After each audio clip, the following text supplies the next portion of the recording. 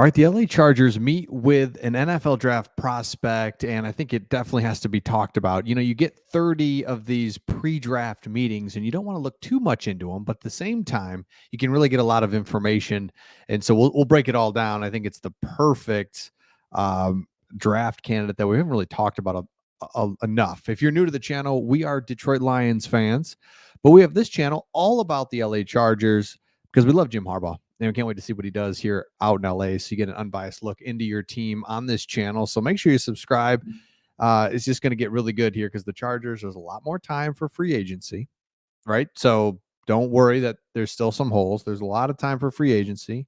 The draft, of course, is going to be really good for the Chargers. Can't wait to see what they do there. So here's what we've got. There's a big offensive lineman from Washington. He's considered the first or second best offensive lineman, Troy Fautanu. He is from Washington, and remember, Jim Harbaugh just played him in the national championship game. He's really good, can be a great left tackle, can be a tackle, not necessarily left tackle, be right tackle or left tackle, but he privately met with the Chargers.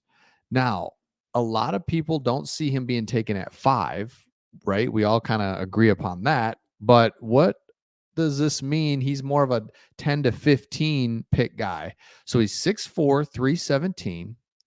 He could step right in to a starting role. He would be the logical choice for the Chargers if they were to trade down somewhere in that 10 to 15 range. And they might net another first-round pick, which could lead to 2 quality starters. So we all know the trade. Let's just take a look at it real quick. Here it is, pick 5. The Vikings come up, get J.J. McCarthy.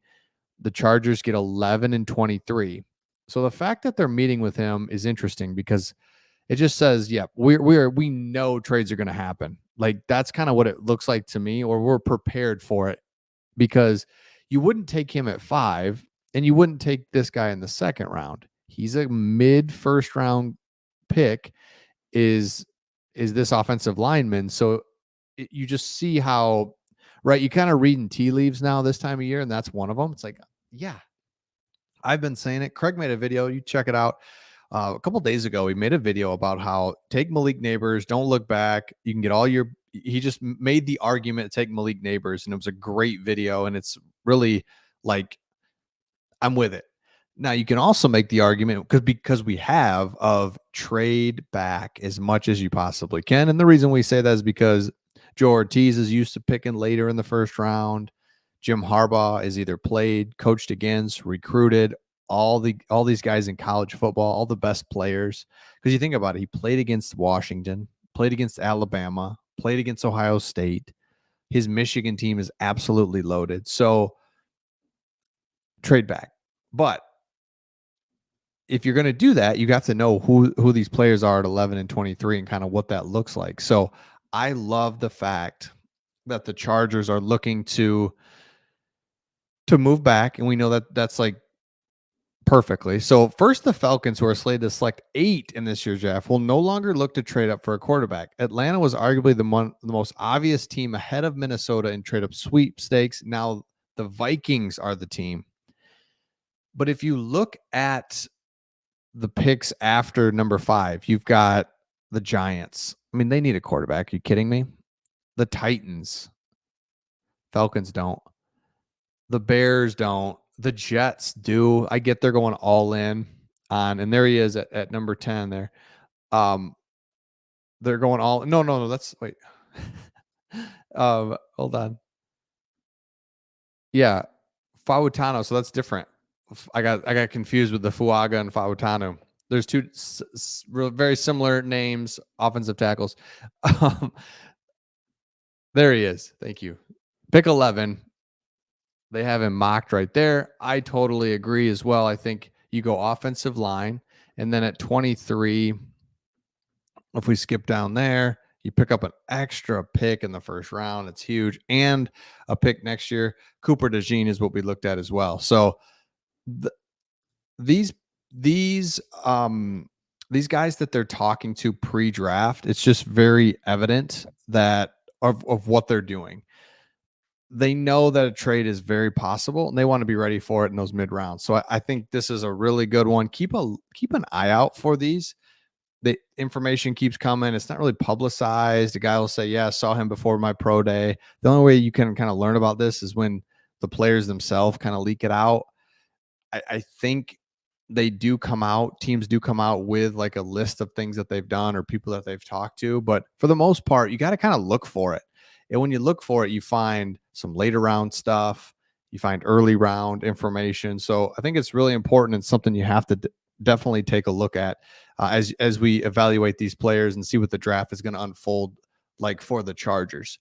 We continue to talk about how there's plenty of time for the Chargers to fill their roster. I think that's another big point that we all have to look at is that if you look at, and I'll pull it up right here, but the LA Chargers depth chart as it stands right this second is a little scary if you're a Chargers fan. You're like, well, I don't know if I like some of these things here I'm looking at. Quarterback, love it. Running back, cool with, right? Wide receiver, not good. Quentin Johnston has to be like a star. Don't know if he is yet. Offensive line, okay. Offensive line, not bad. Tight end, would love to see more of a juice player there. Don't have it. That's okay. Just don't have it. And I don't think it's just like a total need right now.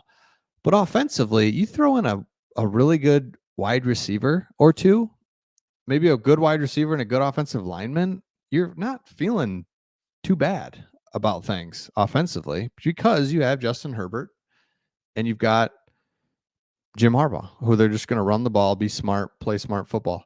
Now, defensively, here we go with this. Joey Bosa, you got to stay healthy. You have to have you. And Khalil Mack, got to have you. So you're banking on two older guys with injury history and Joey Bosa. Don't like that. But Derwin James, safety position looks good. Need to get more depth at corner. So there's things, but there's players as well. So if you're a Chargers fan, you're saying, okay, and we looked at this in a previous video. There's still really good players out there. So you can get Quandre Diggs to be a backup safety. There's corners out there. Did a video on this just a couple days ago. There's still corners out there.